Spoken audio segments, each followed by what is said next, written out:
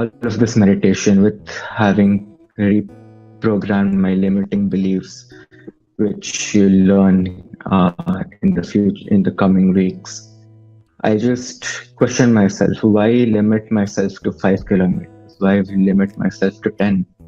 Let me go ahead and register for 21 kilometers. And I did sign up for it, and the event happened a few days back, Sunday. And surprisingly enough, I finished the 21 kilometers, right?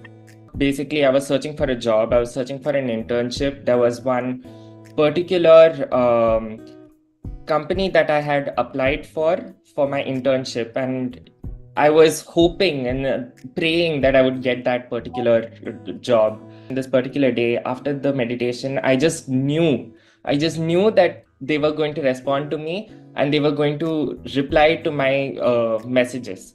And after the meditation, I immediately opened my email. I saw their response. They were telling they were looking at my application right now. They found it as one of the best candidates yet. Whenever I used to attend the session, people used to tell me, you need to host, you need to facilitate, you need to share your experience. I thought I couldn't even talk to my friends. How can I host a session? But I'm really, really grateful to the wonderful team. Meditation has become a new way of my life, especially when there is a stress levels are very high, or I just need to be on my own self. I want to think creative, just want to cool down in the regular stress which we go in. So this is the best way I have seen myself to rediscover in the new areas. Meditation, first of all, it helps us to give that clarity. What is the goals? I had so many goals, but slowly when I was practicing, the meditation came into my life, and when I became very regular and consistent with it, then some of the goals faded away and some stayed with me, or even it became better.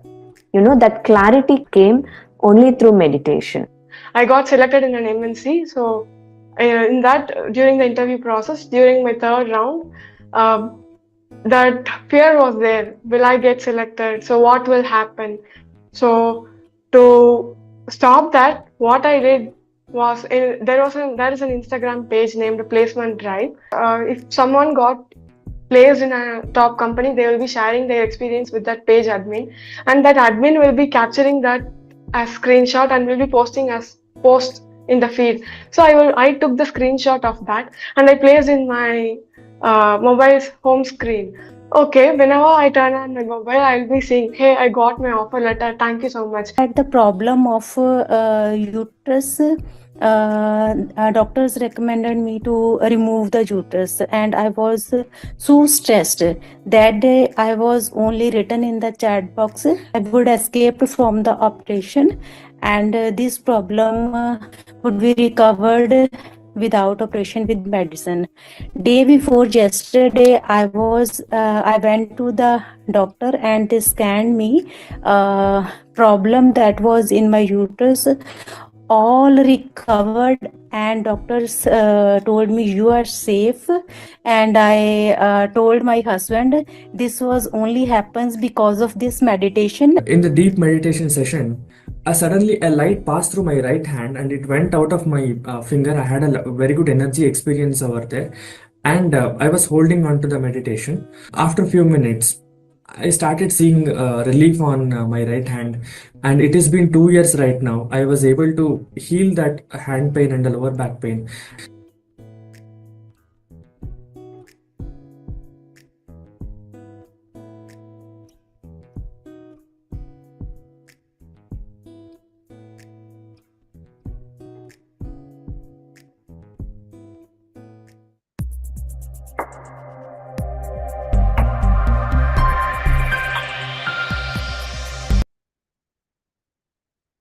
Good morning, good afternoon, and a wonderful evening, dear friends and masters. Welcome to day 10 of our gratitude journey. We're going double digit now, so it's never too late. I hope y'all are enjoying the journey. As Nicholas Tesla says, if you want to find the secrets of this universe, think in terms of energy, frequency, and vibration. I never thought beyond my physical reality until I attended Chandra Sir's 40 days program. And as we're so eager to learn about manifestation, Sir is getting us ready so that we can be successful in what we want to manifesting. So with that, after today's session, you'll definitely think more about the energy being that we all are. With that, we welcome you all. Sir, over to you. Thank you.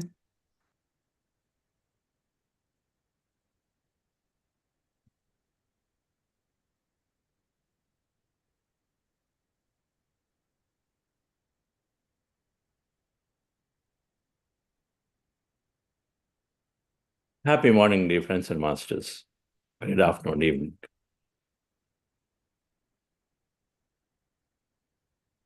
When I came in to meditation,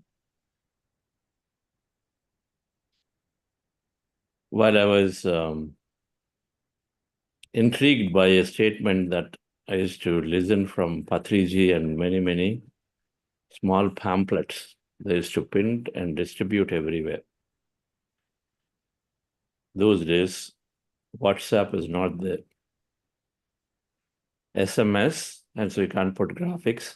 And so the pamphlets, physical media was primarily there. And the pamphlets used to have suffering is due to your ignorance by Gautama Buddha. And be a light unto yourself. That means take care of yourself. You are the one who can solve yourself all challenges. You're the one who can take care of yourself. In success or failure, growth or whatever, happiness or sadness, everything is within you. Uddhared Atman Atmanam from Bhagavad Gita. Uddhared Atman Atmanam. So we and consciousness will take care of itself. Can only take care of itself. It can be a friend, it can be an enemy, only by itself. Simple statements, be a light, take care of yourself, solve your problems through your own energy, your own wisdom, your own understanding. That is the statement. The opposite of it is, it starts with knowledge. Suffering is due to individual ignorance, Gautama Buddha. So same way, and so then the understanding is that you increase your understanding of life. So then one of them, and the most important that Patriji is to emphasize, is a no complaints, no judgments. And so I was hearing these statements in every class, and somebody would go and then give a thing about, you know what, my children are not listening to me, husband is doing this way, my wife is doing this way. He used to be madly going after them. Complaining. My office is not working, something is not working in my life, complaining. No complaints, no judgments was the fundamental principle that Patriji was constantly and directly trying as a reflection of understanding who you are. And if you understand that you are an energy system, if you understand your thoughts draw your experience into your life. And when we complain, when we draw more of that into our life, the thoughts and words, what you say is triggering, is fundamentally a reflection of what we think our current situation is. This person is not cooperating. He or she is the cause of my suffering. And when I say he or she is the cause of my suffering, and if thoughts create reality, what we think and feel becomes our reality. That neuroscience research that 90% of life events are driven through what we believe is true into our life. They're called programs, beliefs. And so complaints and judgments would mean that whatever that we say is what that person will reflect into, or that situation will come into our life.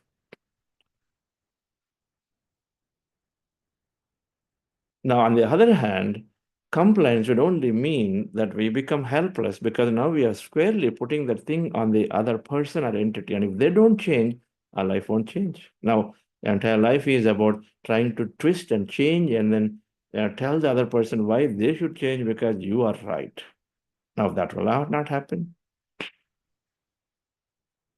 You go on complaining about your spouse or about your in-laws for the next 50 years, it'll be exactly the same and gets only worse and worse and worse.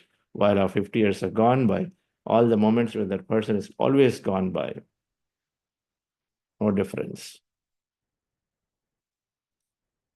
On the other hand, if we understand that if I change my thought, if I change my feeling, and then me holding on to a thought or a feeling or a belief that this person is always going to be like this, and if I hold on to that, then they will always going to be like that, and that is not serving me at all. A person is harsh to me, and you say, this person is always harsh to me. So I got to just go away from this person. I don't know, I just have to always be shouting at this person. That's the only way it'll stop. And if this is what we feel and believe, then that's what we keep happening to us. It's not serving us at all. It doesn't serve us. The time we spend with that person, and if they are a very close colleague, meaning somebody in our group at office, and there's a family member and a close neighbor, a neighbor who is there, where you can't avoid, then a whole lifetime, then you are just simply attracting that, and then those moments are gone. That leads towards more emotional issues. So many things can happen. It doesn't serve us. Then if we can recognize that aspect and say, why can't I change my thought to create a new reality? And it starts with complaining and judgments, by checking ourselves. So when we stop complaining, issues are there. Issues are there. Somebody wants to do one way, you want to do another way. And they don't listen to you. They say they don't listen to me. First, we don't even recognize that there is many ways of doing the same thing. There are many ways that you can recognize and understand that my complaint doesn't work. Instead, I stop complaining, become quieter. I think positive. I change the way I think about the situation, and recognizing that it will draw a change into our life. It happened to me in the way I viewed my bosses in my office. Biased bosses, non-cooperating colleagues. Colleagues who don't work very well. Many things around people. And all of that changed when I came into meditation. I heard this and say, practice. Judgments, its basis are energy. The way we speak, the way we think is a very important aspect of energy management. A very important aspect of emotions management. And emotion is intense energy. If thought is 1 unit of energy, then emotion are up to 5,000 times units of energy gets wasted.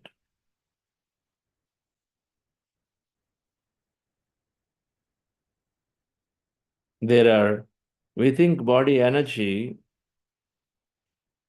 is only by eating food or the right food. Energy in the body is minuscule through the food. If you change or shift a mindset, and it is unlimited through meditation, and then a lot through the way we think, act, talk, how we do work, how we approach work. These are fundamentally draining us of energy or enhancing and lifting us of energy with more.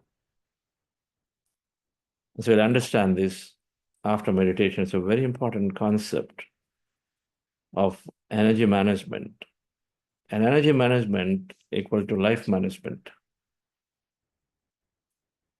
If our speech becomes right, and if our thinking becomes great, then automatically we're only attracting great situations.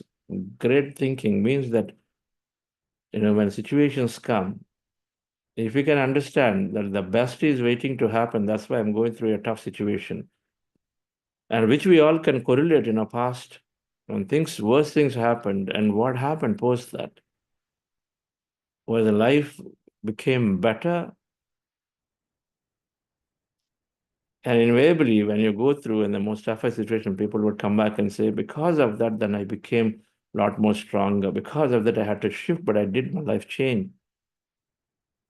In many ways, we recognize and say, whatever is happening to me is there for my learning, as opposed to it is a challenge, I'm unlucky, this is how my life is, versus my learning. We approach life differently when challenges occur, as opposed to complaining about everything out there. And so if that changes, if the way we think and the way we speak changes, our life changes significantly. While energy management is great into the body. So to understand this comprehensively post-meditation, let's practice. Once again, meditation, dear friends, we are doing breath mindfulness meditation. Our goal is to rest the mind.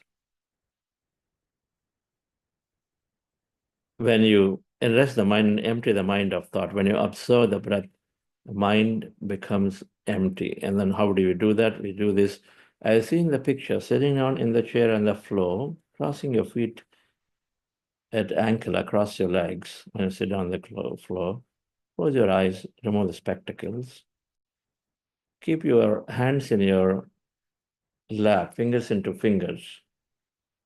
Comfort in the body is important. And then observe your natural breath, resting your attention at the root of your nose in the middle of the eyebrows. And attention there, with your eyes closed, observe your natural breath, the breath that is going in and coming out. When you observe the breath slowly, thoughts come down, mind goes into empty states, you experience calmness. Observe it, witness it, that emptiness is energy. So just witness what happens. In case you have thought, and thoughts will keep coming, and thoughts are there, simply when you recognize and move your attention back to the breath at that point, attention to that point, and again observe the breath, and again start all over. The process repeats and repeats. And do not open your eyes for the whole duration until I say in the end that you may open your eyes. Right, friends? This is called breath mindfulness meditation. This is where we're spending maximum time. And before we do that, we'll practice a short process called heart elevation that helps us to prepare deeply for this breath mindfulness meditation. So we do this process for 5 minutes or so. Just relax yourself, follow my guidance for this process. Anyone new, I encourage you to go for day 1 and day 2 of this program, recordings that are available in our Buddha CU app. And then catch up on the details and science behind these techniques of why they work.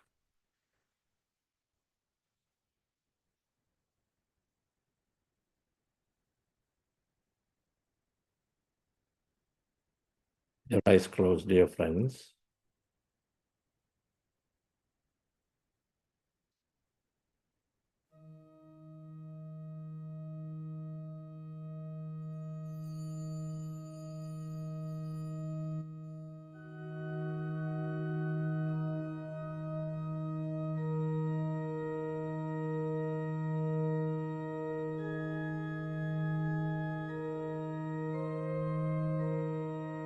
Dear friends,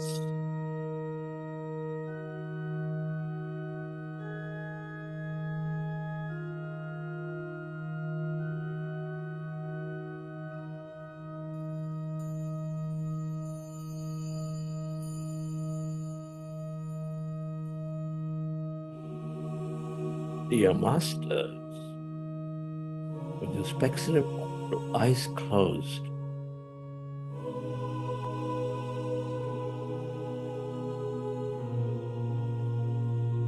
keep your hands on your chest area and rest your attention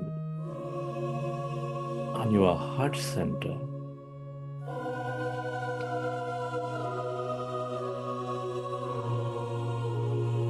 And feel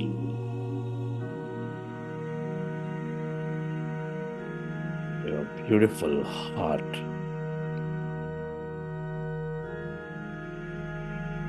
With a slow, relaxing breath, feel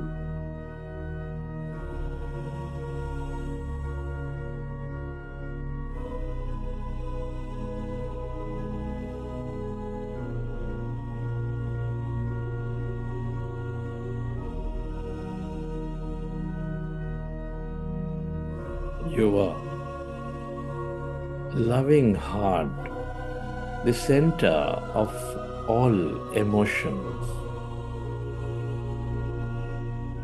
Connect with it, dear friend. Breathe into it. Where your attention goes, there your energy flows. Feel.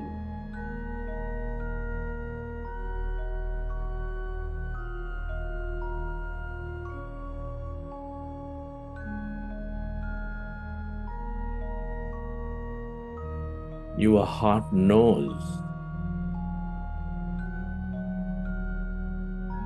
Constantly guiding you into the greatness of your life.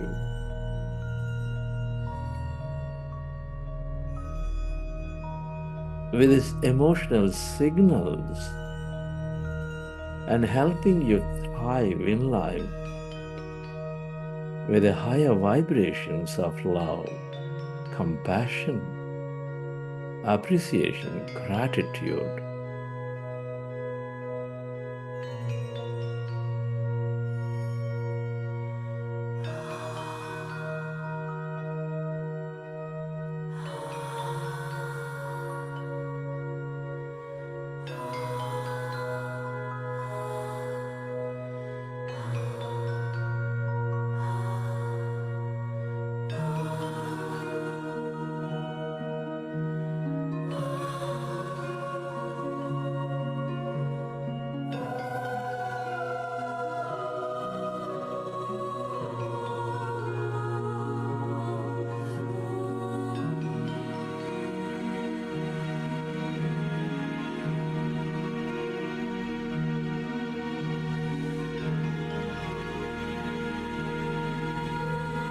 Can you recollect a moment from your past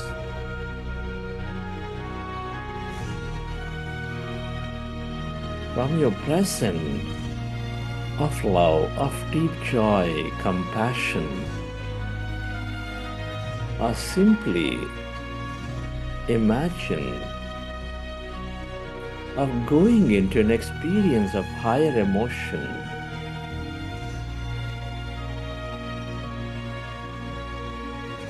Hugging a child, walking in the nature, feeling a flower, helping someone in great need, appreciating little to big things of life. Whatever that takes you to that higher emotion, deep joy, imagine and feel that energy.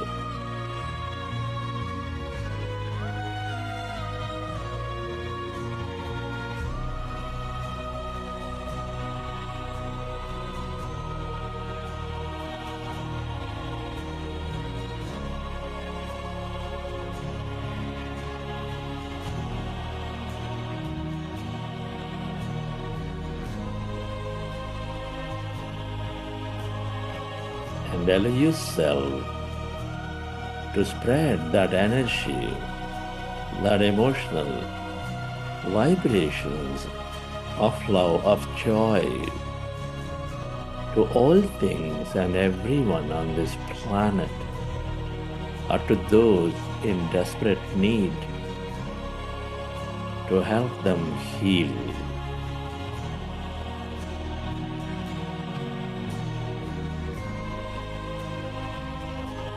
Simply by sending and making an intention. Where your attention goes, there your energy flows. Feel.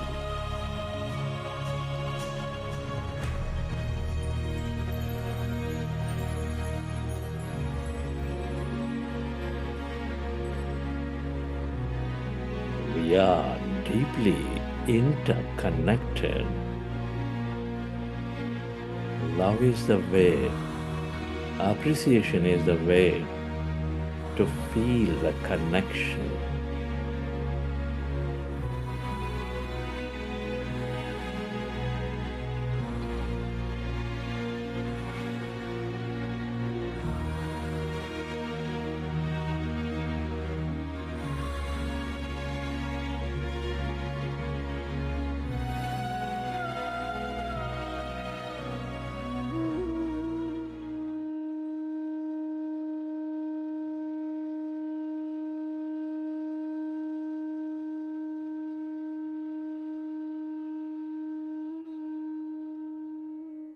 and slowly. Let's go into breath mindfulness meditation.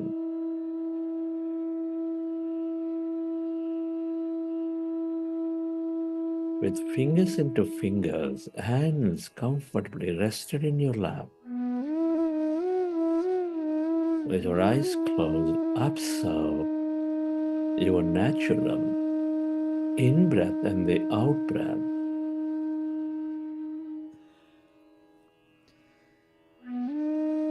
Resting your attention at the root of your nose in the middle of the eyebrows.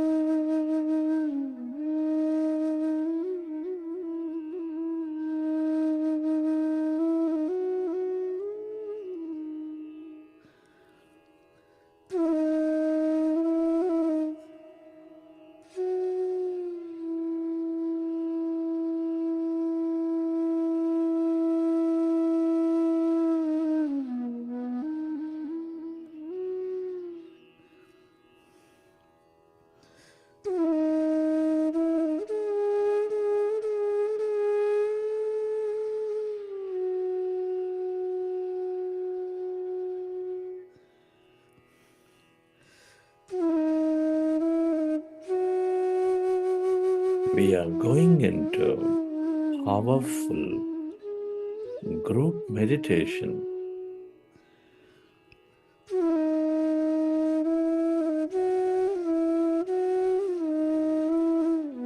When you observe your breath,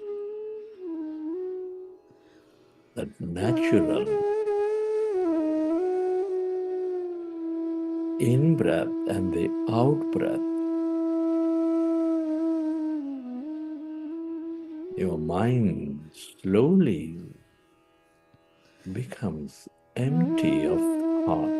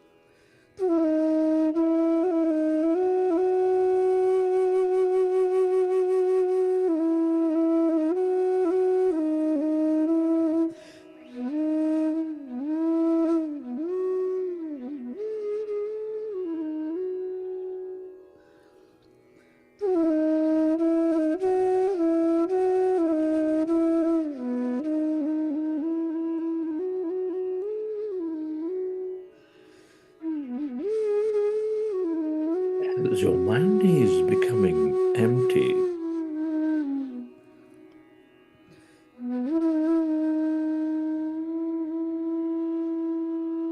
Allow yourself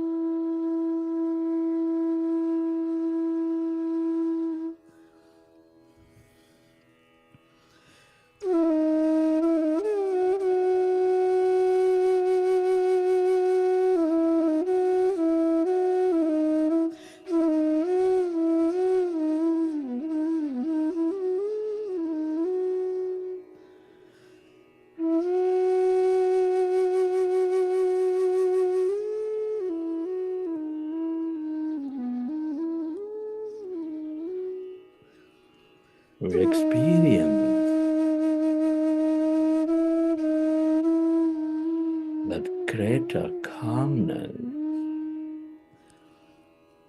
a greater emptiness.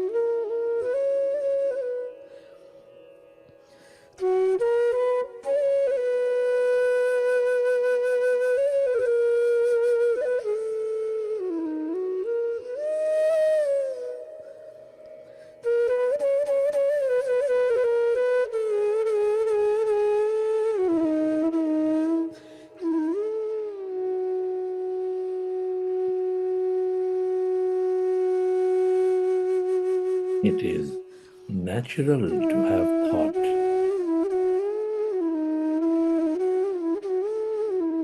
And when you recognize you are thinking, gently go back to observing your breath and allow yourself to go into that calmness, that emptiness.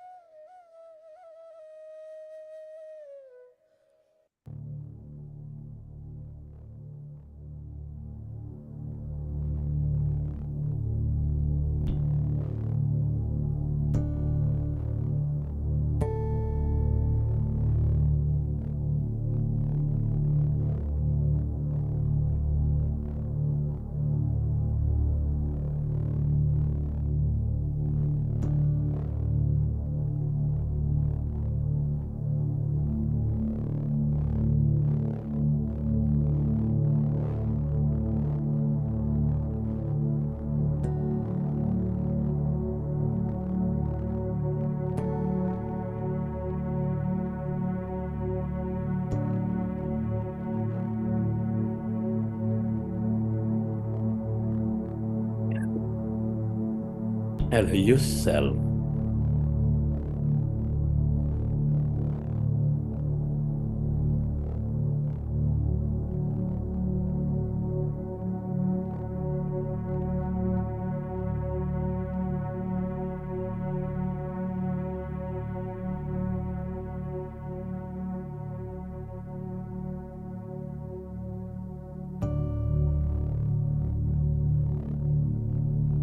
to experience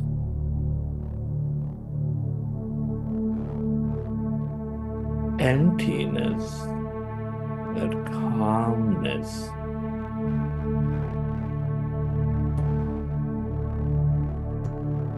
Inside of you, all around you.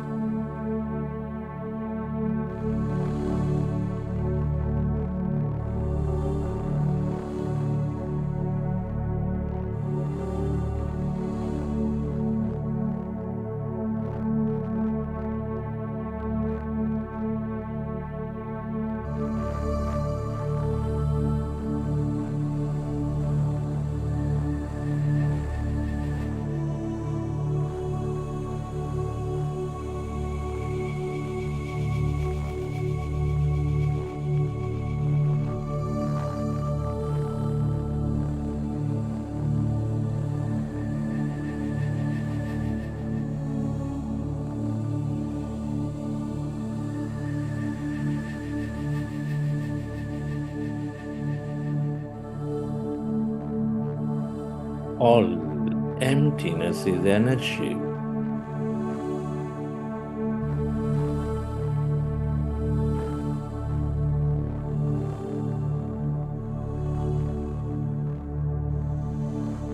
It is the field of wisdom.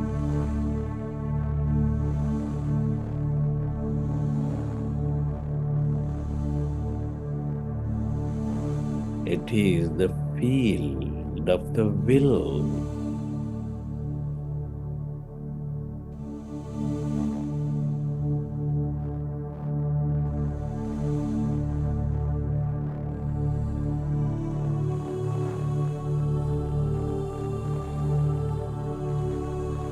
And the field of action.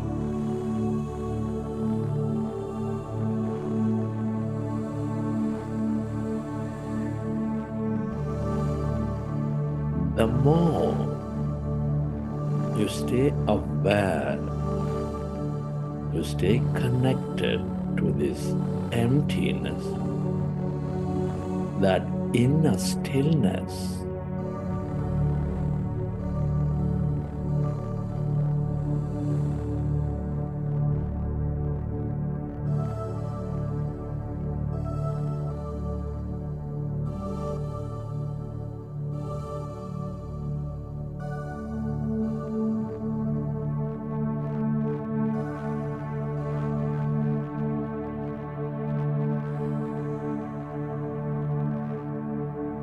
the more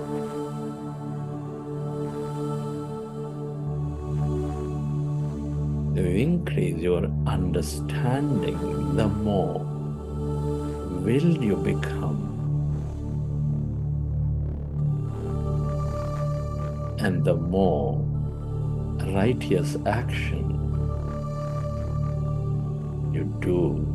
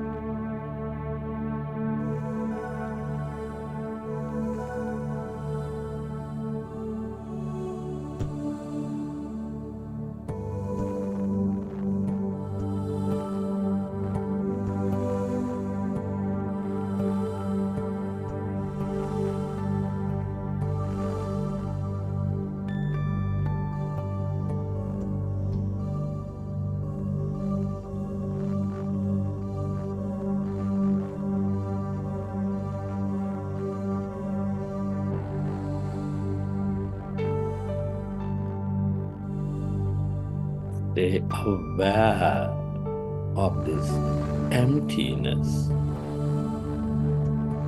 this field of no one, no thing, in no time and no place.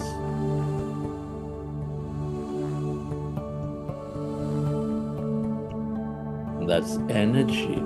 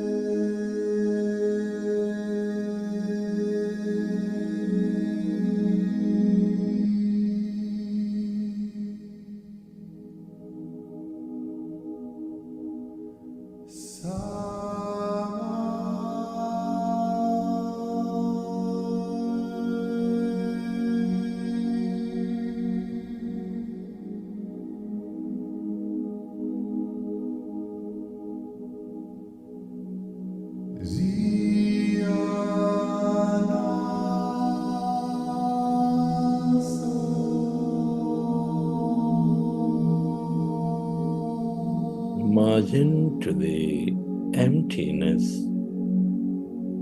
of yourself.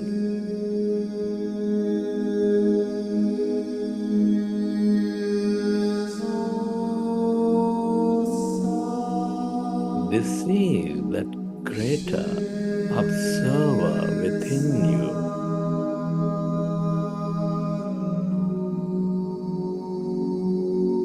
Your higher intuitive mind.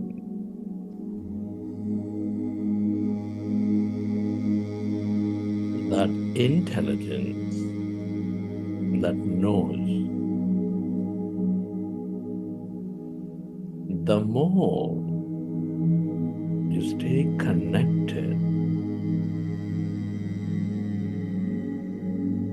to this emptiness,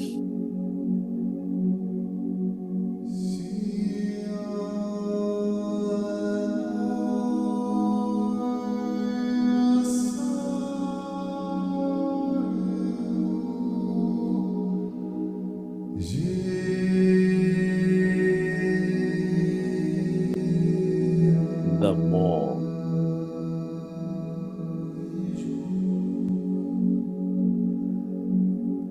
you know yourself, the more purposeful you become.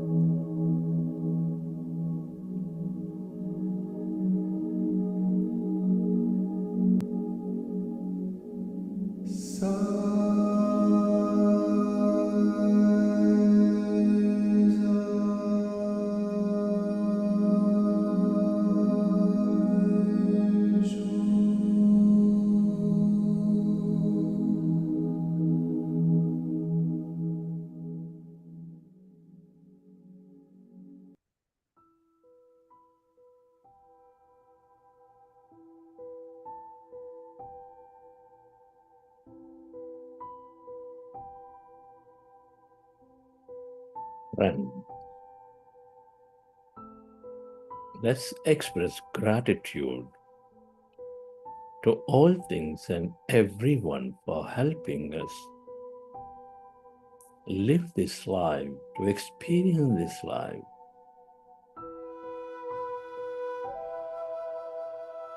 Your gratitude to your parents, to your teachers and mentors,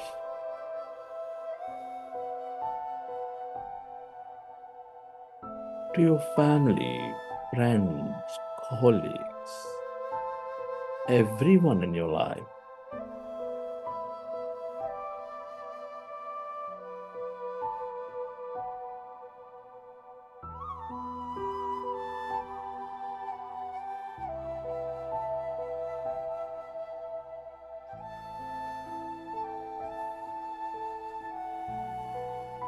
Be grateful to everything you use, the technology, the system, the government, the companies.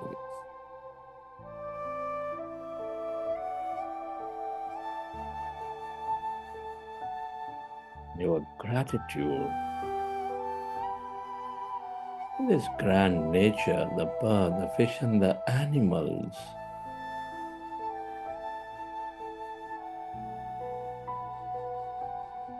Gratitude to your body, to yourself.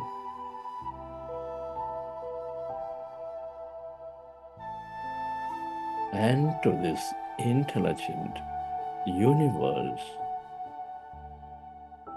Gratitude is the highest state of receivership.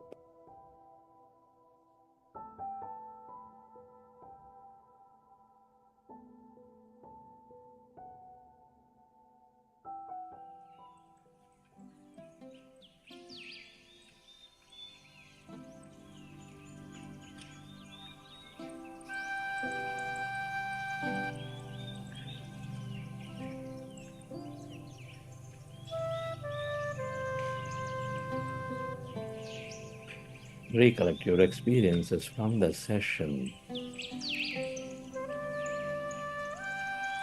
And whenever you're ready, you can keep your hands on your eyes for 5 seconds. Then open your eyes.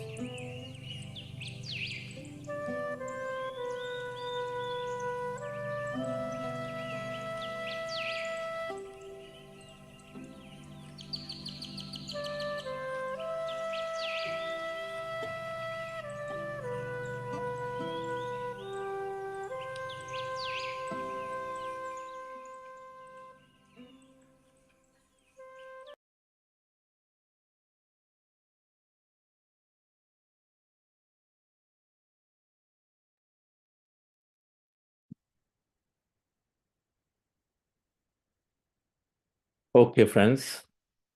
Hope you enjoy the session. How is it for you, Kavya? I have Kavya here. I'm in Delhi.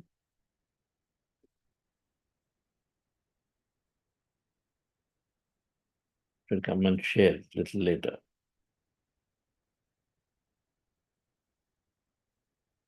Okay, so let me put up a few charts and circle back on what I was saying in the beginning. That energy management is life management.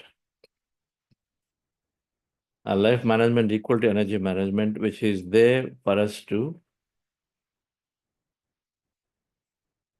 experience this life here. Spirituality is not to give up things. Coming into meditation is not to give up things slowly. Coming into meditation is to identify what is most important and then go after it and then experience it fully. If some want to excel in their businesses and their careers, so be it. It is our creation. It's not anti-spirituality.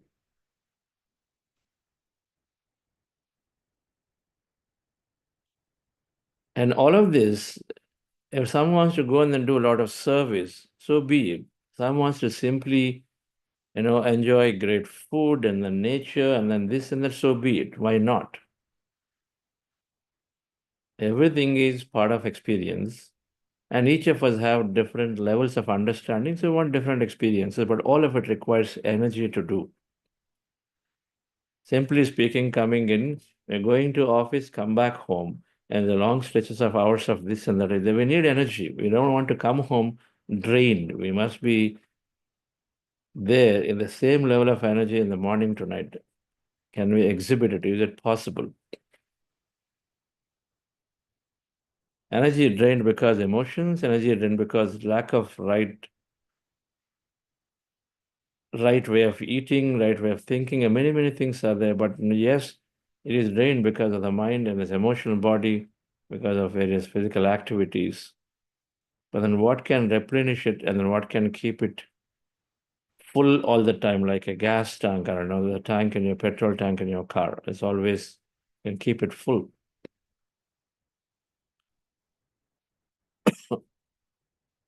So let me put up these charts here.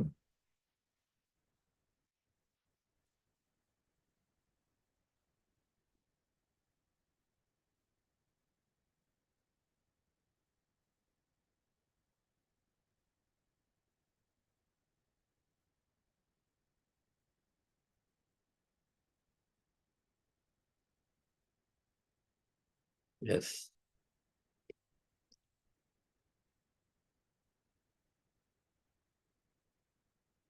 Meditation and this understanding that we're going to go through helps to increase our energy in the body. We talked about stress relief on Monday. We talked about how youthfulness, longevity, due to various changes that scientifically now is shown that meditation can bring. Yesterday, and then today we're talking about energy, which helps us to be there, participating in our experiences fully. So when we talk about energy, we record three sources. Energy from external sources we receive. Energy that is generated internally. Third, energy that is there innately everywhere that we simply tap into.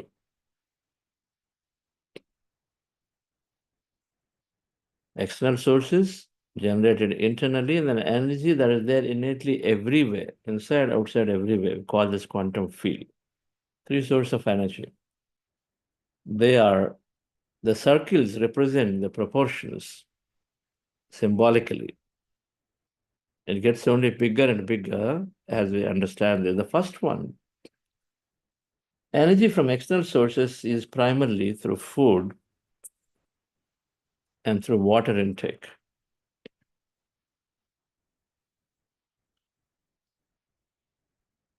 Food sources, we're talking about optimal food. We're talking about a word called sattvic food and then a vegetarian food, and then right water intake. But the circle is small. It is important. The food is very important to the body when we are in that state of mind.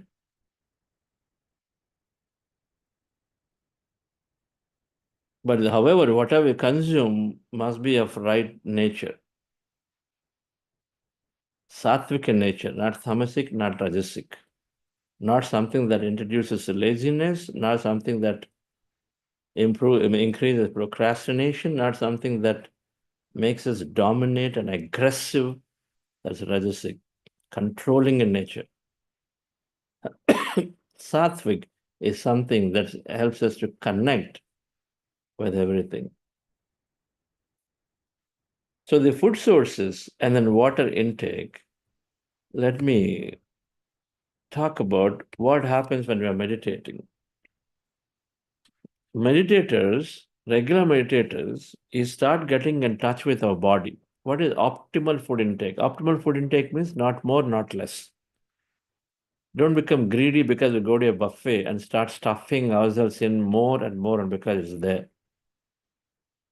Oh, this is there, that my favorite dish is there, this is there. They keep on eating, then we cannot eat for like another 2 meals. That is overeating. Just put so much pressure on the body. But how do I stop? Some with some intellect understanding, they have charts and they've studied very well. Okay, 2,500 calories per day required, and that's so much protein. And then you are so determined and willed, and then as you're eating, oh, I had 2 portions of my today. It's okay. There is that. It is one of the most. So it's depending on something external. You need to become so good at what these charts are and then distribute it into the 3 meals or 4 meals you're eating. It's all calculation. Itself becomes a big project now.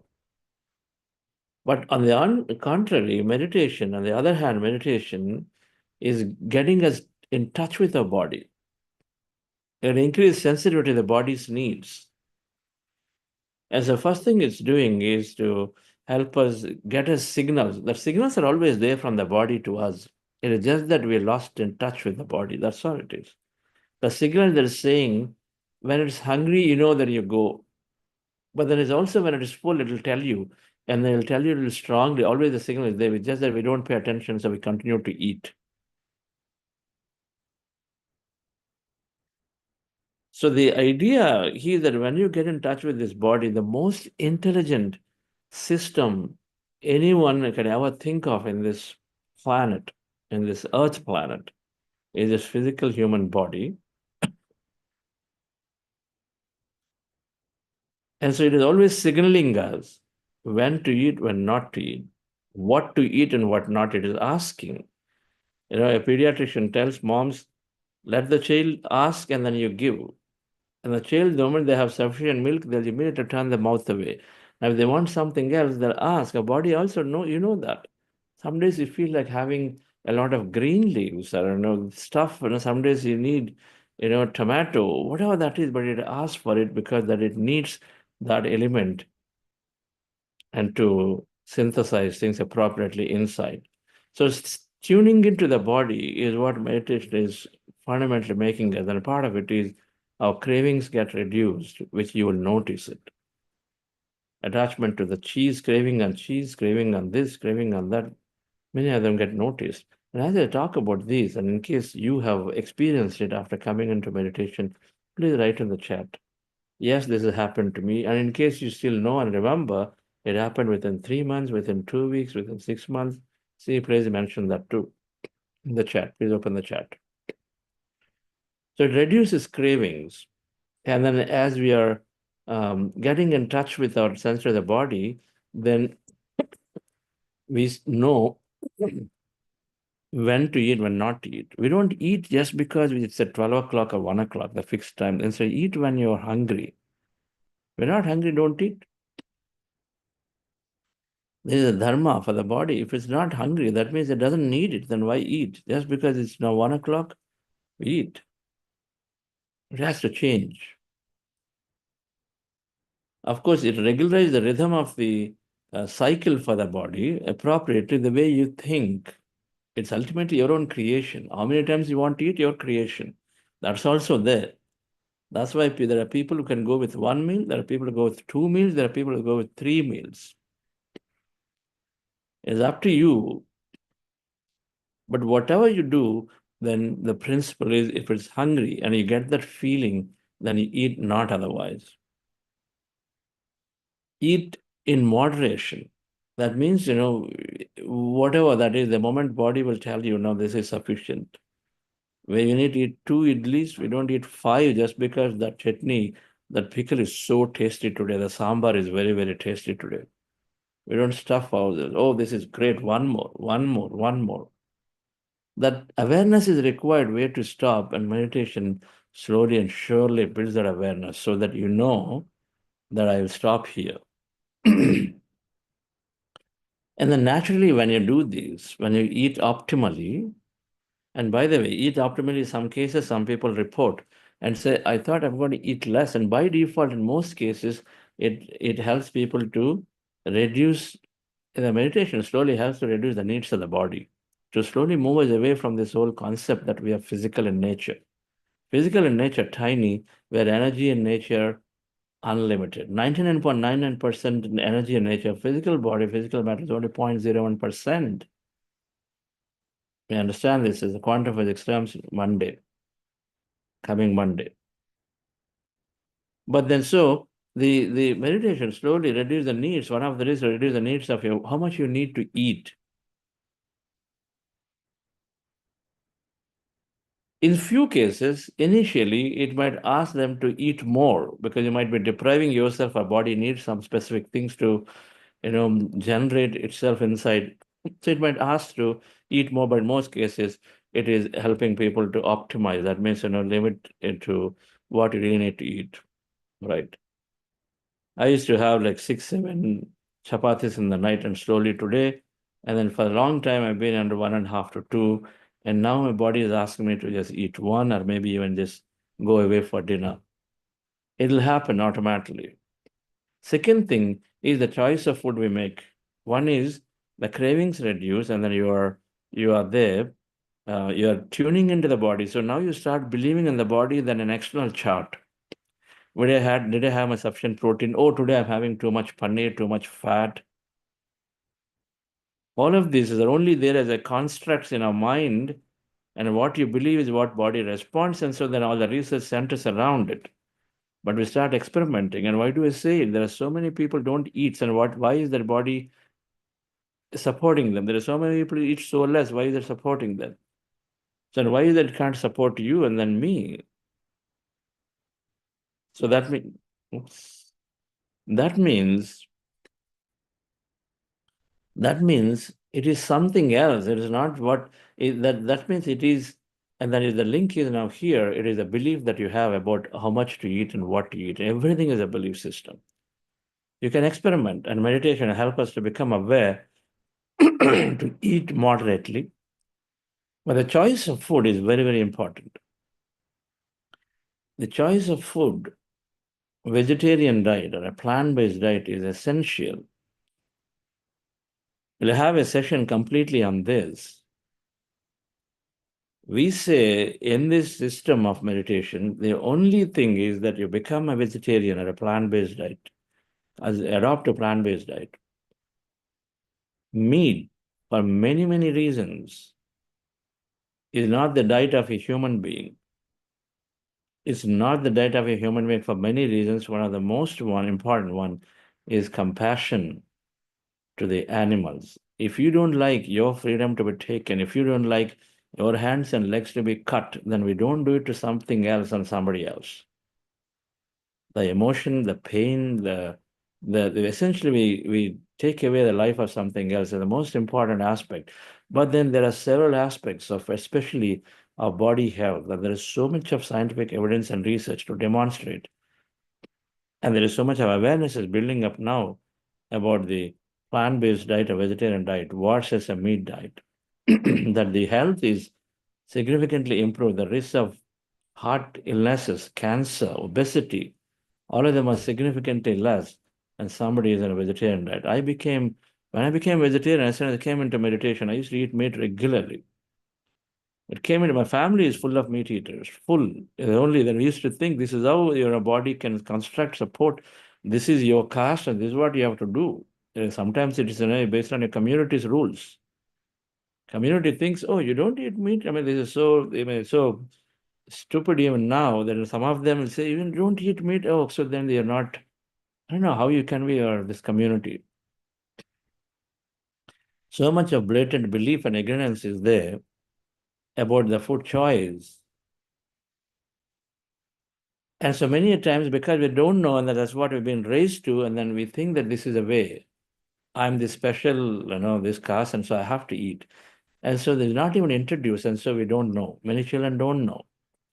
But vegetarian diet is essential. Parents, and especially moms, and they're forcing children. Some children don't want to eat because they don't want to eat that little piece of this chicken and this and that, because they feel that energy, the connection to animals. But then parents force and say, eat and push. And so slowly the body degenerates, because there is so much. I encourage you to read about the vegetarian versus meat eating, then serious impact it has onto the body. But most importantly, dear friends, the connection that all life is important.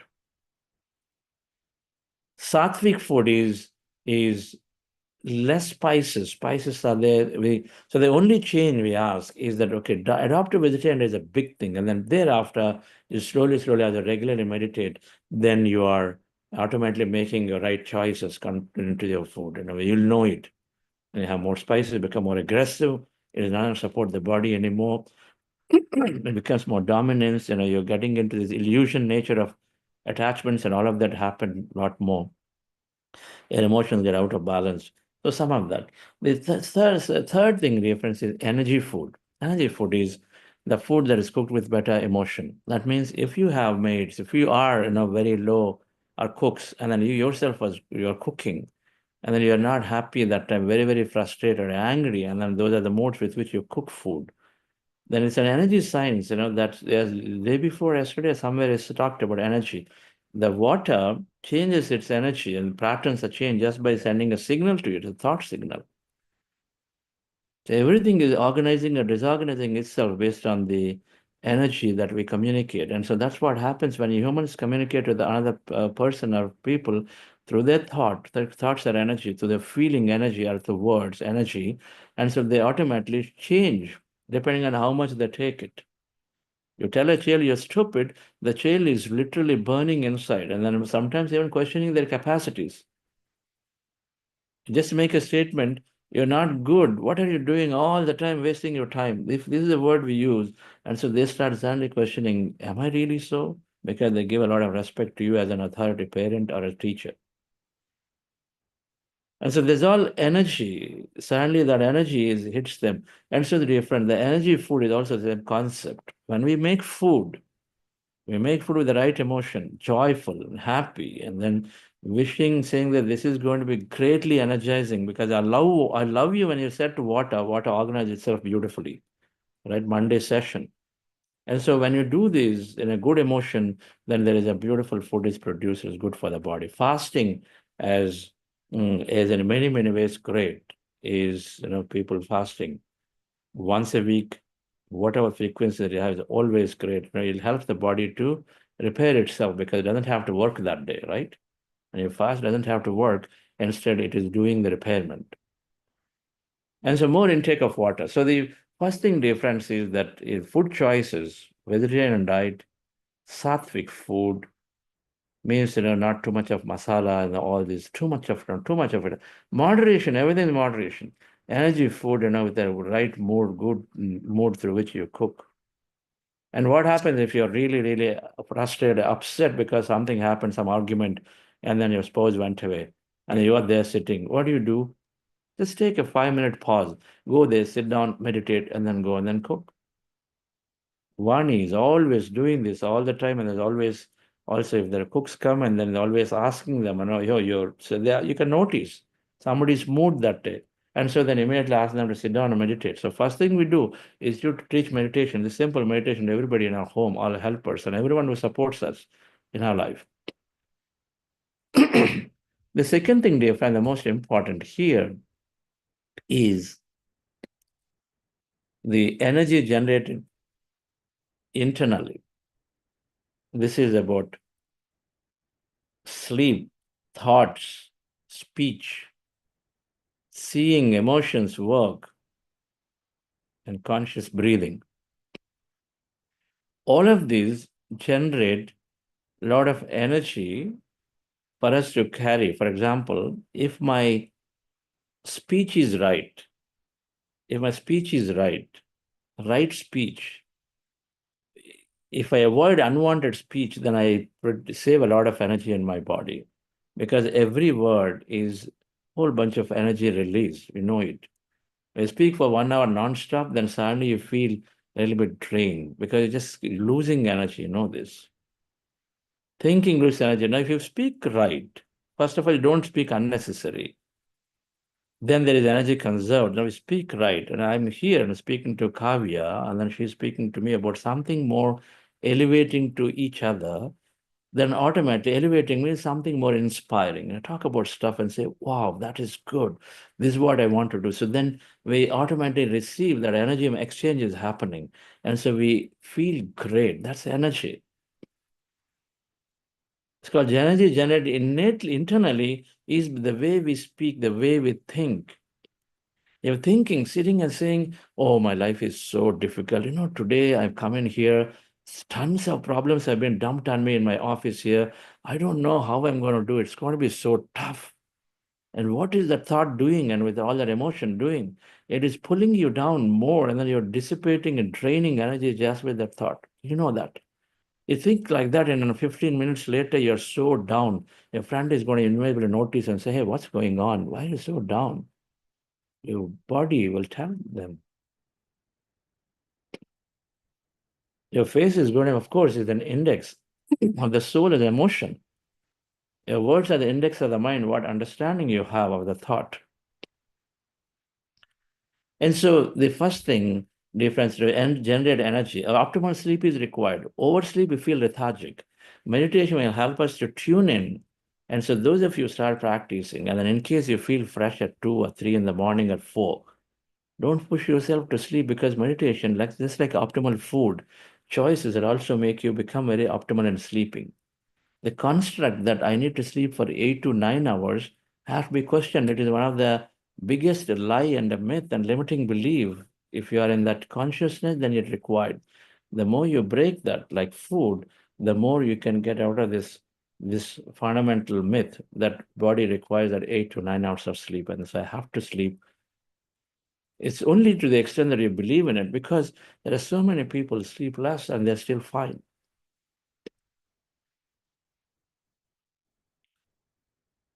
I used to have this strong belief 8 hours of sleep is a must.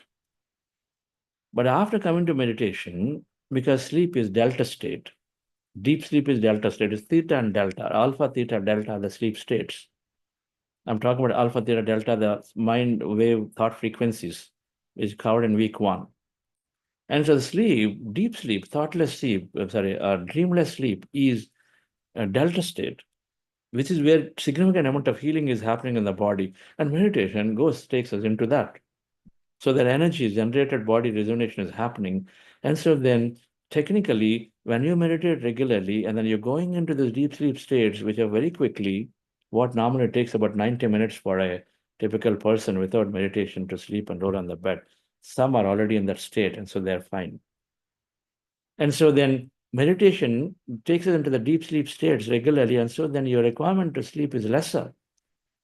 You don't need more, because energized anyway through meditation, through many activities. So sleep becomes less. My sleep became less. Now I sleep between 4 to 5 hours every day.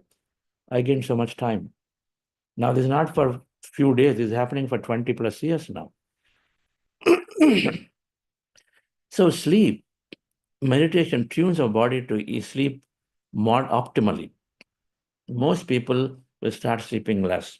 Only if you are willing to, ready to let go of that belief that you desperately hold on to. Because the reports you read, the medical experts maybe that you're visiting, or no friends telling you that, oh, that's dangerous for you. It's not going to good. It's not good for the body. It's true when you don't meditate, but if you do, then automatically you're energizing. It's about that. So optimal sleep. But if you oversleep, you're lethargic. Undersleep, of course, then body doesn't have adequate nourishment of that is required. So undersleep is only the concept when if you can easily be compensated with meditation. Second is optimal thinking, right thinking. Unwanted thinking of no use. Thought is energy. And why is gently unlikely to think?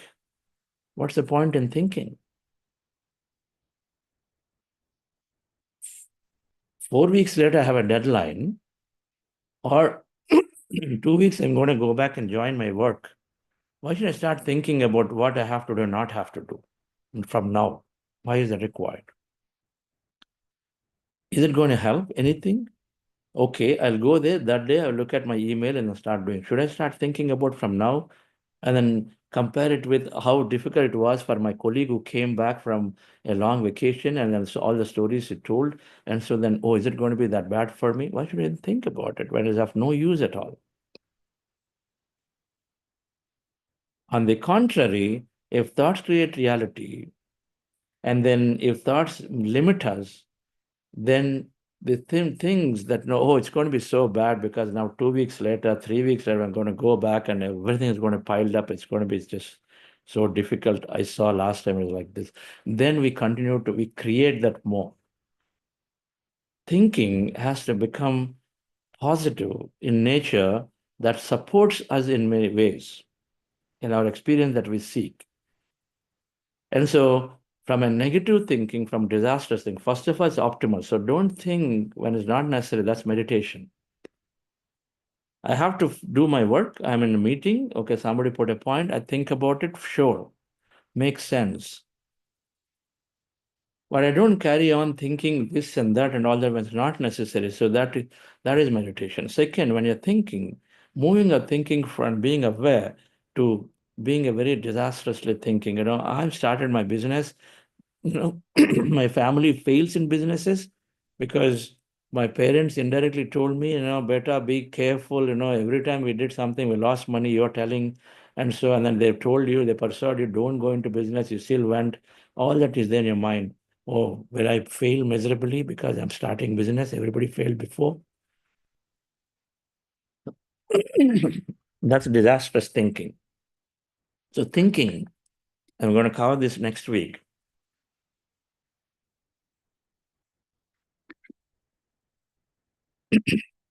Patrizi classifies them into 4 different levels: disastrous, negative, positive, and miraculous thinking. So thinking has to be right because thinking is draining us of energy.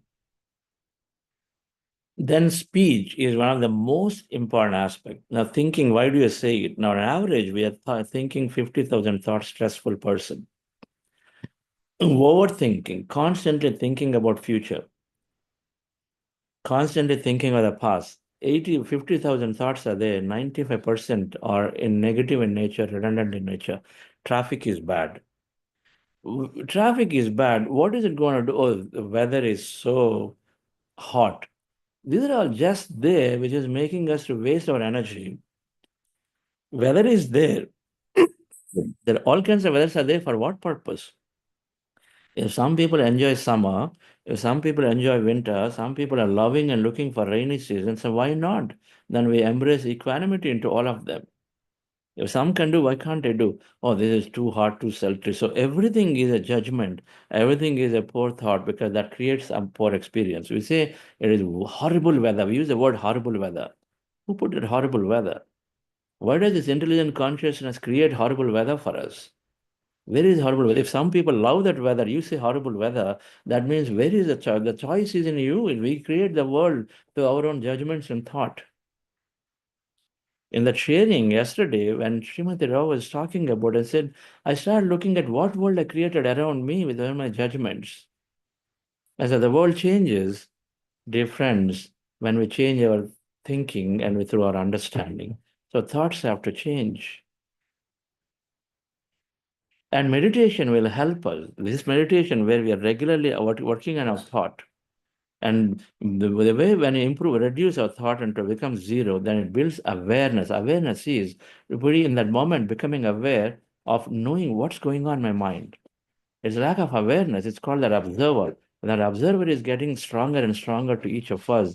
And then, of course, then we start moment to moment, we look at it, say, and suddenly, let's say there is an accident on the road, you're driving by, and suddenly our mind goes into the memory lane of the past. Oh my God. And without even realizing, we're thinking there, that awareness will catch us and say, wait, you're draining your energy, you're creating more negative. Why do you need? So that awareness is essential. That's meditation. Mindfulness is awareness. Meditation builds plenty of mindfulness to be aware in the present moment of what we are doing, who is there around us. And so then our thought process naturally gets regularized. Now we need to know how to think. We need to know what to think. And so for that, this understanding is required. Our judgments, everything. So this is where I talked about in the beginning. Judgments are there. All judgments are limiting us. When I judge about weather, it limits me. It makes me, when I have judgment, oh, Chennai weather is really bad and horrible. So it limits you from traveling during summer. Nobody goes. Even though Chennai may have offer a lot of opportunities. And you have a transfer coming, you have a great event going on, but you say, no way I can go to that weather. Impossible. We limit ourselves, restrict ourselves. Wrong thought. There are, at least 100 lakh people are living in Chennai. They're all carrying their life. So what is the problem? What's the problem with that weather? Traffic. So everything, dear friends, restricts us. So judgments have to be dropped. I have a judgment about my boss, then I will not really engage dialogue with that boss. I have judgment about a community of people. I stay away from them constantly, but they are there around us to learn, to bring opportunities, because opportunities come by talking to people, by embracing situations that are there. You have a great business opportunity in Africa. You say, no, Africa, full of all kinds of illnesses, all kinds of this, and no good facilities. I can't go there. judgments have to be dropped, and then we will understand that the more we understand judgments restrict us, the more we lift ourselves out of the judgments that are the opinions that are there. The optimal and right speech, and this is where is the most important difference of thoughts, of words, of actions that we do. We have field of three. Thought kshetra, or the thought field, our word field, and then our action field. Three things that are there. But of the three fields, the speech is the most important, and this is what needs to be most regularized. It has to be improved. That is what we call this impeccable speech, impeccable thought, impeccable speech. What is it? So let me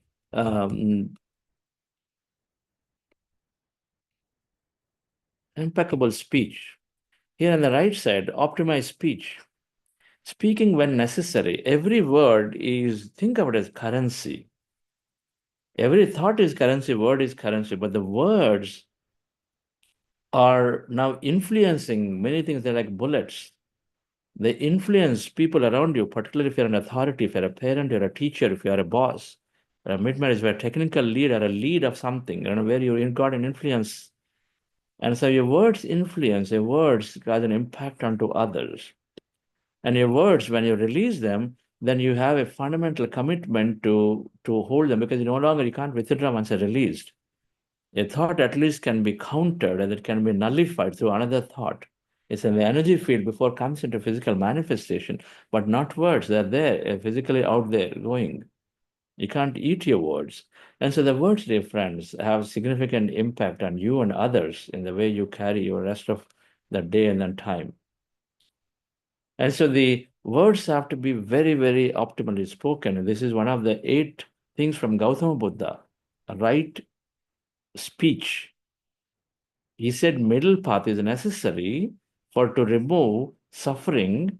And then he said that's lack of understanding. And then 8 things is prescribed. One is right views, right intentions, then right work, right speech, right action, and then right efforts, right concentration, and then of course right meditation. There are 8 things are there, but the right speech is one of the 8 perception. Right speech. Speaking necessary when necessary. So we call this a triple filter. Useful is necessary. Means, is it useful to somebody? Why should I talk about some accidents? Why should I talk about some terror attacks? Why should I talk about some flood? Somewhere, a flood here next to your home, 5 kilometers around you, makes sense. Should I talk about a flood happening in Africa and then talk about it everywhere as a story? Is it necessary for anyone other than inducing fear to somebody? You probably are making some people fearful about it. Otherwise, just waste of energy. Think of it as a currency. If you have 1 rupee or $1, will you throw the dollar just like that? On the contrary, if there's a dollar seen on the floor, we'll pick it up. You're preserving this. So why we're not aware that words drain energy. You're not aware that they create a reality that's unnecessary. That induces, when the words are of not type, then they waste time, waste effort for everyone, and then also waste, potentially the fear-driven, induce fear. Because the story is often, if 95% of thought is negative, our words are going to be that. They need to be changed. Our words have to be practiced to be impeccable. Casual talk goes away. Gossip is the cancer of the soul. What is gossip? Talking about a third person when the person is not there between 2 people. Gossiping. What is going to help? A third person we're talking, it's not going to help. It's the cancer of the soul, because then we are just, what is cancer? Unbounded cells that are growing in the body, and slowly then, body cannot manage it. And so gossip is, there's no bound, there's no check. 2 people come after, when they talk on the phone for 1 hour, just gossiping about everything out there. Anything. And we drain our energy, dear friends. In the process of rolling those words, would have created so much negative reality for ourselves, because words are mirroring thoughts. And so then we create that thing.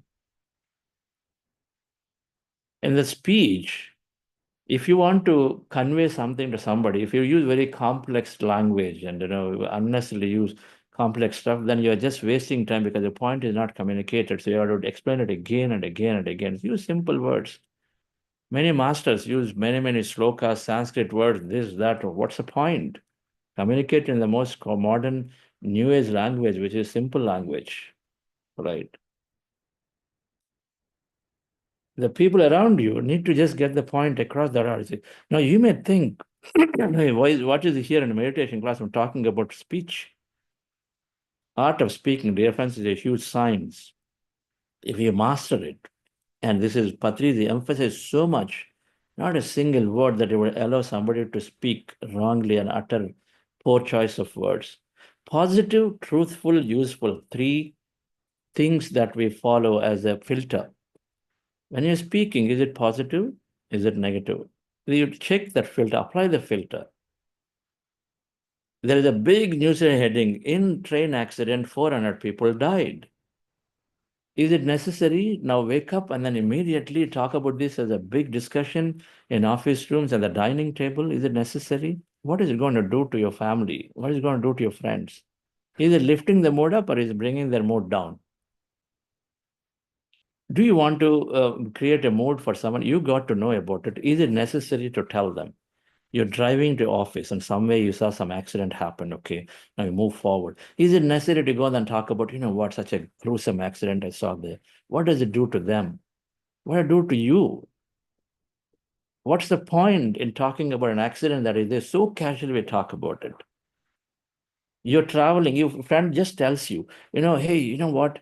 I'm excited, I'm going to Indonesia. Now you suddenly is talking about, oh, Indonesia, you know what? Be careful, yeah. 3 years ago, I went on vacation. That immigration guys just did not leave me. And then I spent 6 hours in there. I don't know, this system is rot, it's totally broken. This is what we share. Is it necessary? You experienced 3 years ago. You think you're doing a help to them. 3 years ago, you did experience something, and for all you know, everything would have changed about that situation, their system and everything, but simply generalize and talk about that as if Indonesia's or whatever that country's immigration is bad. We generalize, we all in a generalized trap. And by the way, when I use the word we, don't take literally, the exceptions are there. You are an exception, great. Don't take anything personally. Right? So then it makes sense. I'm using the word figure of speech in we. And of course, exceptions are there. And salute to you if you have that exception, great. But what is the point? So is it positive? If it's not positive, it doesn't even require to be spoken. Only if it's, then you apply the filter, other filters. Is it truthful? Is it even true? You read an article, the newspapers, media, front tells you. When an event happens, an event happens, good or bad, the research shows that humans live that event fabricating 50% more on it. That means, if a friend is telling you and say, today I had a very heated argument with my boss. That argument may be, a boss would have said, hey, I don't think you're delivering right. Or I don't think, in most cases you did not, or you didn't deliver last time there, this time here, a little more objective, is telling you, these 3 events you didn't deliver. Now the friend will come and tell you, what he'll tell you? What, yeah, this guy tell me that I never deliver only anything. That 3 times will change it to never. We exaggerate because we want support from our friends. We want sympathy from them. We exaggerate 50% more and more and more. And so we amplify it. And so now you are going and telling another friend, you know what? I saw Ravi work so much, but then here apparently their boss is so irrational. He told him apparently that you don't deliver at all. Yeah, what kind of boss we have? Now, is it truth? You don't even know. You just simply carry what the other person has said. Validate. Where do you validate? You got to go back to the boss and say, if in case you have guts to talk about it. Yeah, this is what I'm hearing, that you tell that he doesn't deliver at all. Come on, how can you say it? If you would like to talk in those terms, but not simply believe. If you can't believe, then at least be neutral about it. But being, dear friends, truthfully, recognizing is it true or not true. Simply carrying forwarding that WhatsApp post, simply just because somebody said it, it need not be truth. It need not be truth. So we need to do our own study about truth and not truth before we come forward, because that carries so much judgment everywhere. And third thing, because is usefulness, dear friends. Last thing is usefulness. If it's only useful to someone, you speak, and not otherwise. There may be negative news, but needs to be spoken. There may be false news that is there, but it needs to be spoken because that person can fix it. That person needs it. I see my daughter or you see me somewhere injured. And of course, you need is a negative to the not a positive thing, but you got to carry it to my family, sure. No doubt about it. If you know my family, but not otherwise. Or you need to carry it to a government department, somebody authorities, not otherwise. So, dear friends, there are many, many things that we can apply: positive, truthful, useful. This speech is where we drain energy. This is where we create many situations. This is where we impact, influence people negatively. And so then all that comes back to us various ways. And so energy management, speech is impeccable, is equal to life management. The timing and tone and intention are there. I will speak about some other day. And these are also important. So optimized speech is necessary. Awareness is necessary for this. And the meditation builds plenty of awareness. Meditation builds plenty of awareness. The next thing, and then I'm going to go fast from here on for these, are the optimal speeches or seeing emotions work. I'll just take on the work. When we are doing work, and then we fit ourselves into the position or where we are just because we needed money or we're compelled. Just because out of compulsion we take up, we don't like it. We don't enjoy that work anymore. We just, every day it's a drag for our energy. You go there, come back by evening, you're drained because that thing that you're doing is not aligned to what you want. And so it drains our energy. And we need courage. We need courage to, and we need clarity of what is that I really want. That clarity is not there. Why? Because always we listen to somebody else telling what is right.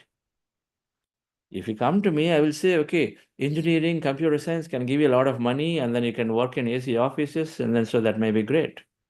And we always look for somebody else for their advice, and then they're only telling based on what they know or what they experience as good. But their truth, their dharma may be different from yours.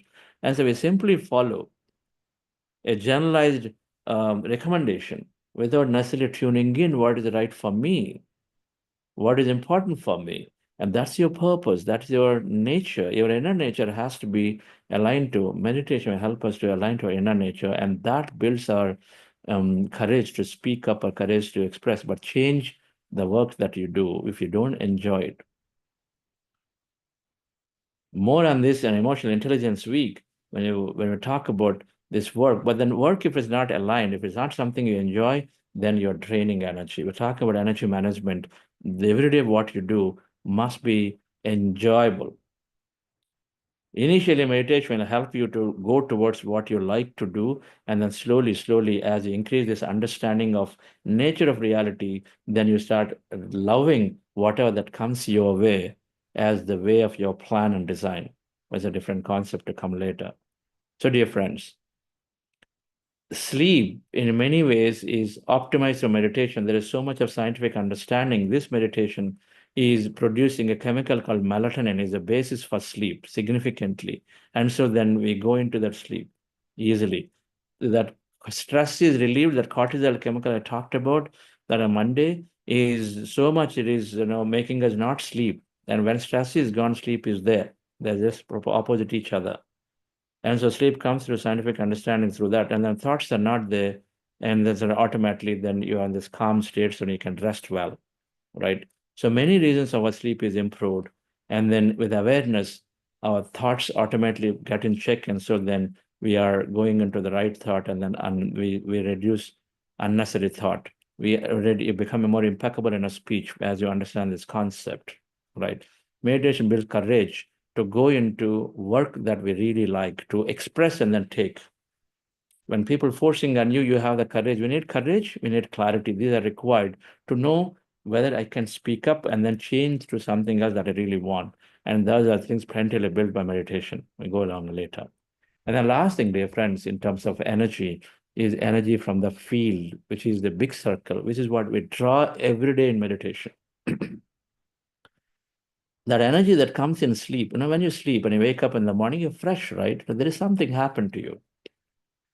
You feel that the energy is there to go out.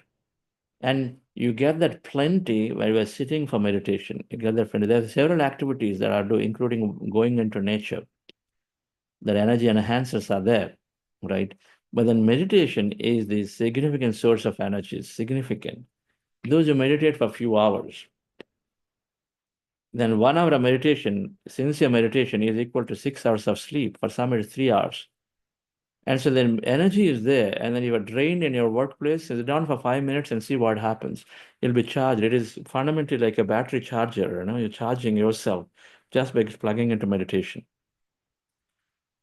So the three aspects that are happening, dear friends, meditation builds awareness of the body. So optimal energy is optimized. And that means the kind of food you consume, you're optimizing your energy, external energy that you're taking. It develops mindfulness, awareness, so that your internal energy, everything is, awareness has to be there. And so then your mindfulness is there, your internal energy is optimized. Your speech, your thought, your sleep, you're not over forcing yourself to sleep. So I want to close that point. By the way, as you come into meditation, when you get these signals that you suddenly feel fresh in the middle of the night or mornings or whenever, don't force yourself to sleep. Instead, use the time for meditation. Use the time for reading, doing some important activities. And this is how increase of sadhana. We've recommended 25 books on last week. And so pick some books and then start reading them. And it does an amazing. This is how meditation will slowly move. It's very intelligent. It'll help you to support and gain the time. You might have started no time and then somehow squeeze 30 minutes of meditation now. And then that is now helping you to reduce unwanted stuff from life. And so then automatically start gaining time. One of that is sleep. You gain time. So you feel fresh, use it for another reading or learning or meditating. Then say, no, if I don't feel sleep now, tomorrow morning, my day is gone. Experiment. Don't hold on to the construct. This is called limiting belief. We cover this in third week when we cover manifestation of how we limit ourselves with many things with all old constructs. If I can, for 25 years, and I can sleep for generally 4 to 5, of course, on some days, then I catch up or whatever you call it, then I want to just sleep for 8 hours, 9 hours, and on rare days I do it. But in maximum, most days, it's 4 to 5 sufficient. You carry, and then my day starts very early at 6 or 5, then I go all the way typically till 12 or 1, and I'm there. And then they're the same level of energy in most cases. It's so different. So if I can do, you can do. Everybody can do. So thank you very much on understanding this important topic. And so what we are saying is that the two circles have to be practiced. We have to be more mindful about the remaining two circles, the two big circles. Instead, we focus a lot on the small circle. And then how do we know? We experiment, and this meditation will help us plenty in experimenting in all areas. That books that we read will help us to know what to think, not to think. For sure. Yes, Sonalji. Any announcements? Yes, sir. What a wonderful session today. Thank you. We have Friends Book Club second book today, every Wednesday starting today, March 26th to 30th April.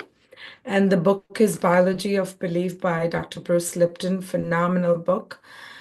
We again have two sessions. One is 8:15 a.m. to 9:15 a.m.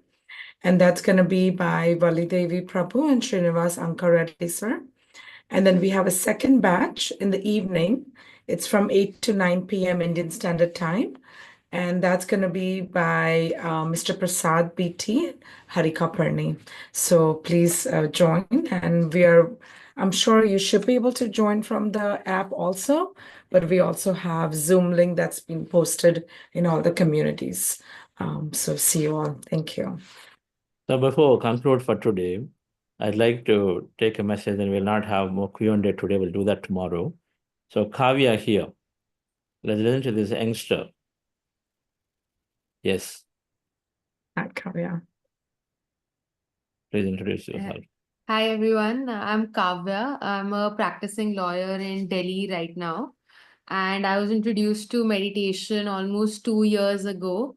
But like I was discussing with Chandra sir, that initially I was not regular, and there are many opportunities presented themselves where I should have gotten more into it. But maybe as life has it, it was only recently that I became more regular with meditation. And seriously, I can share with you guys that since that has happened, since I have become more regular with my reading, with my meditation, I have seen a drastic and significant change in myself, which I am only, starting to process now. I am much more confident of myself as a person, because sometimes as youngsters, when you are in a group of people, you sometimes start doubting yourself about who you are and what your personality is, what your identity is. And we go through that during these years. But I've seen that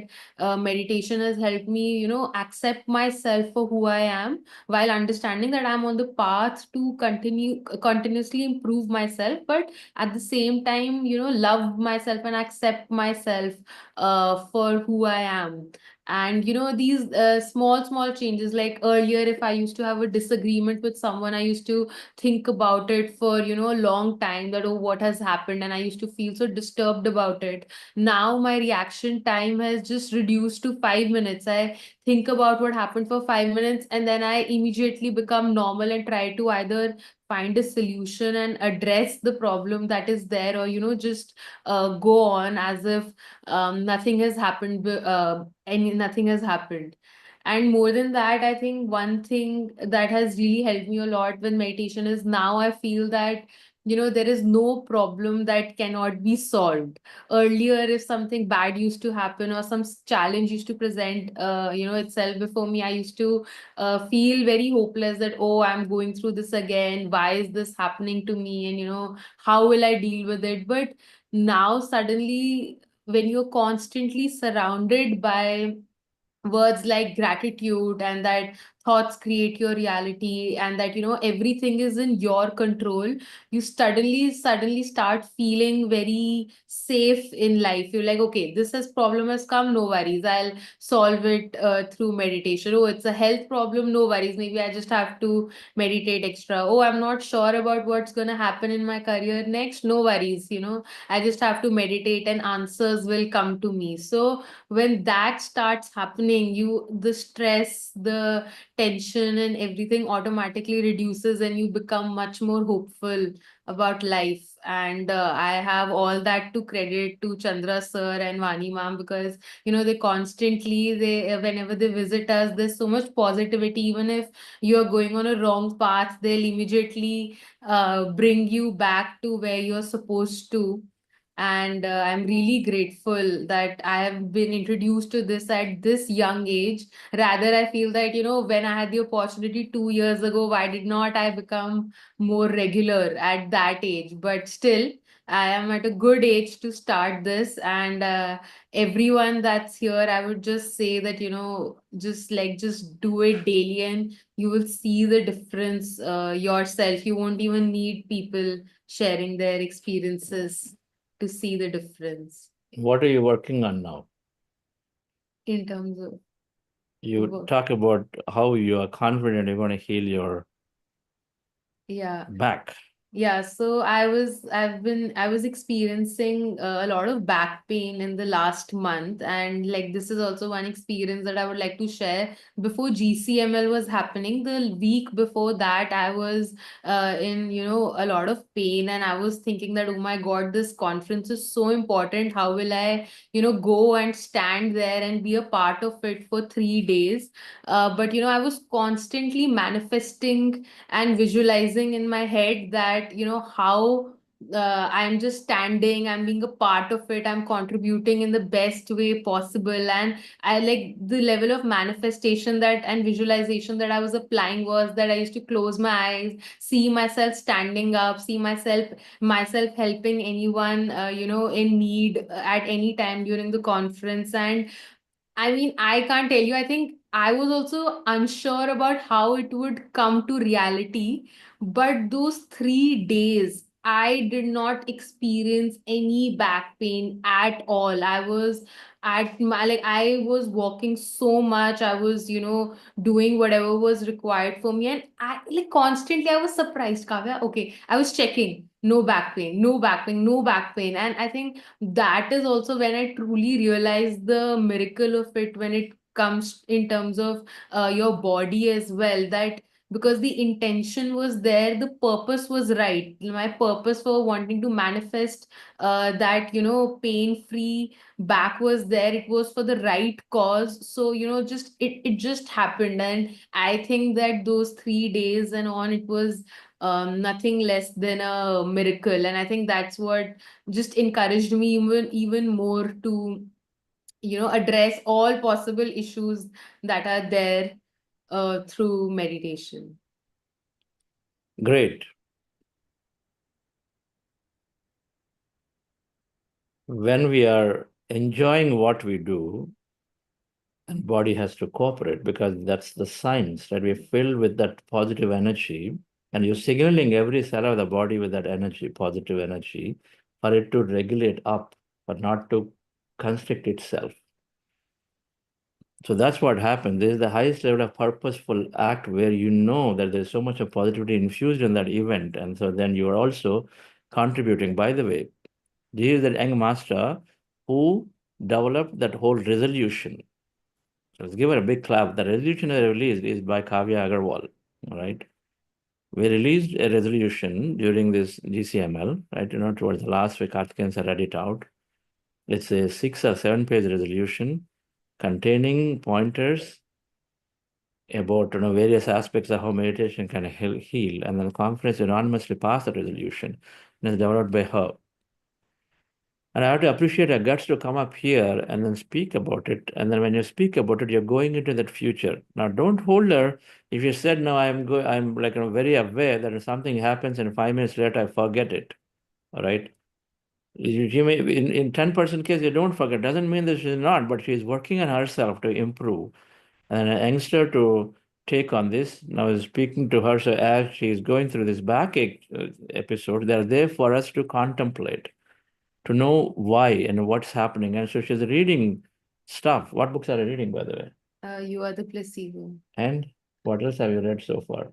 And Conversations with God. Okay. Yeah. Any other books you read so far? In last Overall. month, this is Overall, the books that you read.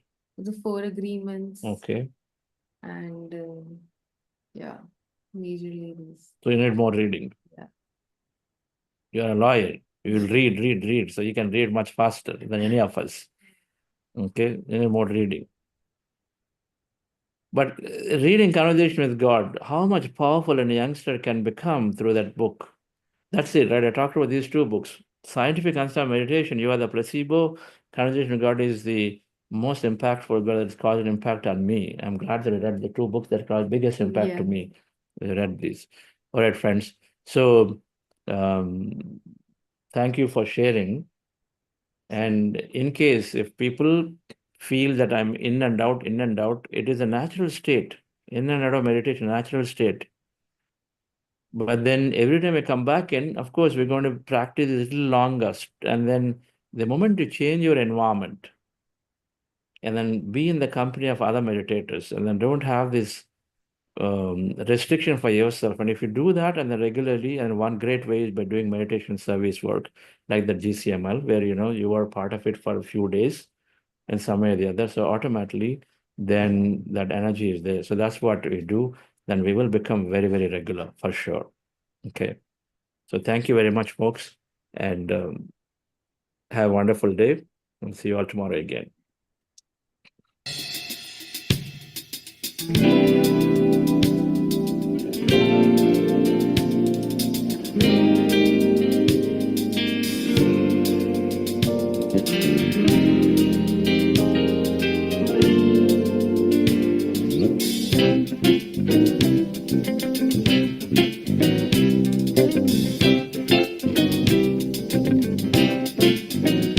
There's enough time to do